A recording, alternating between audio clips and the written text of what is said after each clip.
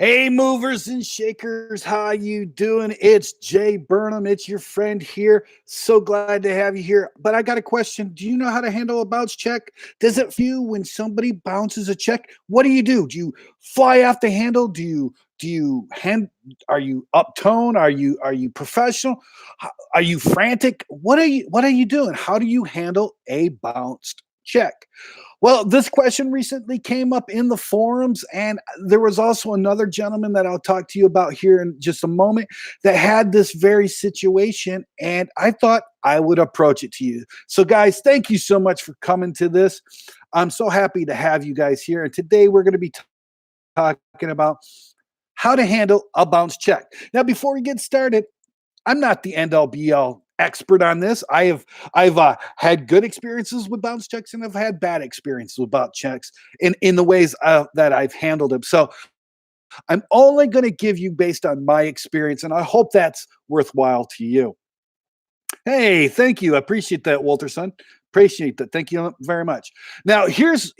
I just want to tell you a little story. There's a friend of mine who is just starting a moving business, and his name's Rusty, and he contracted to do this job, and so he got everything around, and he went and got this lady's stuff into the truck, drove it all the way from, I believe, North Carolina to Denver, Colorado, got it there, um, through snowstorms and hailstorms and a bunch of other things. He got it there, put the stuff into the house, so on and so forth. The lady was happy, and she wrote him a check, and he was like, thank you so much. She even paid for his hotel rooms because it was being a blizzard at the time, so he had to stay a night over. She paid for his hotel room. He thought everything was going good, so he drives the 2 days or 3 days it is to get back to home, and he goes to cash the check, and nope, it's not good. It's insufficient funds. Or what might have happened is that she stopped payment, which is in effect a bounce check. So he's like, well, okay, well, maybe it's nothing. So he goes in there, and he goes into a couple days later, does it, same thing. Now this guy's freaking out. You got to understand, he's just starting off with his moving business. This is his very first move across the country. He was excited about it. It's for a very significant amount of money. It's like several $1,000s, and the check has bounced. What does he do? I mean, if this check doesn't go through, he's going to go broke. He's going to have to stop being a mover. He's not going to be able to pay his rent. He's going to get kicked out. His life is literally on the line here. And I can have a lot of empathy with him, because I too have been in that position a few times, and it's not fun. So how do you handle it? How do you handle a bounce check? Well, just to end the story off, Rusty actually did get the money back, and everything is fine with him. But the reason he did it was because he followed some of my advice. And that's what I'm going to do for you. So here's how I want you to handle a bounce check. First of all, I just want you to take a deep breath and relax. It's not going to help you at all in any shape, manner, or form. If you're frantic, if you're upset, if you're pissed off, it's not going to solve the problem. Matter of fact, in many ways, with many people, it's just going to exacerbate the situation even more. It's going to make the person get fight back and restrict and not really be stubborn about the check. So the one thing you need to do is be calm, be level-headed, be professional. So take a deep breath, let it out. It's not the end of the world. Maybe you might have to, maybe if you're in a position like Rusty, it might end your career as far as the business, and that's unfortunate, but it's not the end of the world, and you can rebound. So what I want you to do is take a deep breath and just let it out and relax. First and foremost, I want you to collect yourself. Okay. The next thing I want you to do is I want you to understand that there are many reasons why people bounce a check, right? Some of them are innocuous and benign, and some of them are just downright nasty. And let's go over those 4 reasons. First of all, the first reason is it's an honest mistake. That's right. It's just an honest mistake. They wrote the check, in between moves, they didn't switch banks, or the banks didn't transfer the money like they're doing, or they didn't realize how much money was in the bank. You know, moving is very, very stressful. And sometimes things like money's in the bank gets left behind. That's like one of the last things sometimes they think about. It should be and it could be, but sometimes that is. So sometimes it's just an honest mistake. So, you know, you can just handle it that way, right? Another thing is that it's a miscalculation of their bank account. Like I said previously, a little, and this kind of goes back to being a mistake. Sometimes people, when they're moving, especially if they're moving long distance, like across the state or even across the country, they got to switch banks. They got to make it from one bank to another bank. So they have a certain amount of in the bank, right? And they're trying to transfer, but they're leaving enough money in the bank so that there's enough to write the check, and they don't know the right amount, and things like this can happen. So it could just be a miscalculation, which is a little bit of an offshoot of an honest mistake. Walterson says, starting a moving business in Myrtle Beach, and your videos have helped so much. So grateful for your expertise. Hey, thanks a lot, my friend. Glad to have you here. So the third reason why someone bounces a check is they're upset with you for some reason or other. So what they do is they stop payment on the check because they're upset with you. You either damaged something, you lost something, or whatever. You looked at them cross-eyed, and they can actually get back at you is by stopping the payment of the check, which is, it's a situation. And people use that as a cudgel, as a baton to hit you over the head with it. It's unfortunate, but it is the reality of it. So sometimes it's your fault that they bounce a check. Should they bounce a check? No, I mean, there's other ways to handle it, but sometimes they don't see another option. So the only option they have is to stop payment on the check. Sad, but true. And the last reason why is they're just flat out scammers. They're just flat out people willing to scam you. They knew they didn't have the money. They asked, hey, would you take a check? Because they know if they say you could write a check, that you can move them across the country, move them across the state, whatever it is. And then they write you a check, and it's going to be 2 or 3 days later before you realize that the check is not good. And in the meantime, they're like blocking your phone calls. It was just a complete and utter scam, and they knew it, right? And that's unfortunately, but to be honest with you, that person, that kind of person, is going to probably be the 1 out of 100 that actually does it. I've had problems with checks twice in my 11 years of moving business. I've accepted hundreds of checks, and I've only had problems twice with bounce checks. So they are actually in the minority. So don't believe that every time if a check gets bounced, it's because of a mistake, or you've done something wrong, or some facet or some variation of those 3 different items. So the first 3 reasons why somebody will bounce a check is because, on a mistake, a miscalculation, or you've done something wrong. That's typically why they do it. The final reason them scamming you is few and far between. You actually, and this, of course, is opinion. I don't have statistics, but I think you have a greater chance of being hit by lightning twice than you do if somebody bouncing a check on you. All right. So what do you do? How do you handle when those situations come up? How do you handle it? Well, first thing I would do is give the person a call. Right after you realize, yes, it is just an honest error. They didn't have the amount of money in it. You've tried to deposit the check twice. Give the person a call. For, like I said, most of the times it's a miscalculation, or it's just human error in the situation. By giving them a call, they can actually handle it very, very quickly for you and get it handled and get it done, and you get your money very, very quickly. Most people will be very embarrassed by this. They'll apologize profusely, and they'll just do it, and it's a done deal. You don't have to worry about it anymore. Now, the second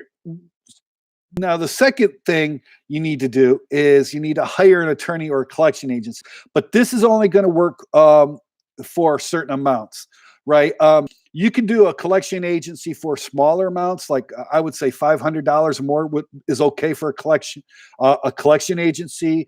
Anything $500 or more, an attorney to go for those collections is a great thing to do. You can actually then go and give it over to a collection agency. After you've already given them a call, nothing's going to happen. You could turn it over to a collection agency or an attorney to collect those funds for you. You're not going to get all the funds back because they're usually going to make some sort of deal, and then those people will take their cut off of that, but you're going to get some of your money back. It is a good way. And also, if you do send it to an attorney or a collection agency, they can follow the right procedures to actually expedite the gradients upward if you need to take them to court. So these guys will actually follow the procedures. So if you do have to take them to small claims court, you can have all the documentation, etc.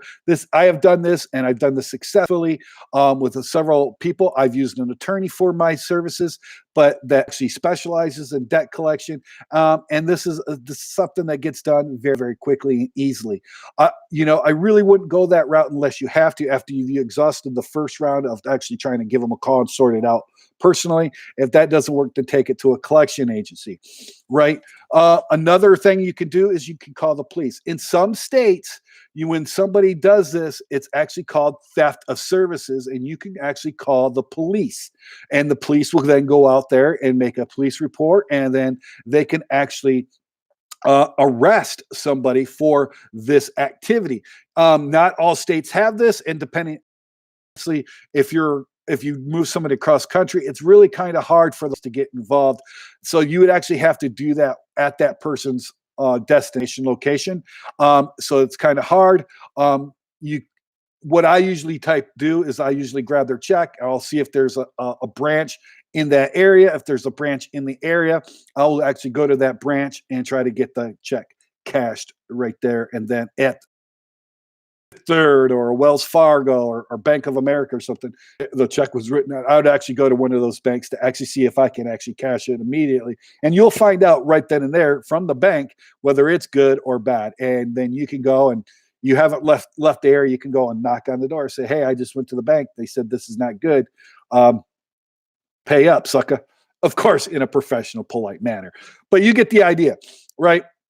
So there is that options that you can do. Now, in my state here in Michigan, we actually have a place you can go into the county, and every county has this place where you can go and fill out the police report. You give them all the paperwork. You give copies of the check and the bank saying this is non-sufficient funds, etc. And then you can go in and fill out this paperwork and do it, and then they will go through a prosecutorial procedure, which is basically the same thing as debt collection, and they'll try to collect the money for you.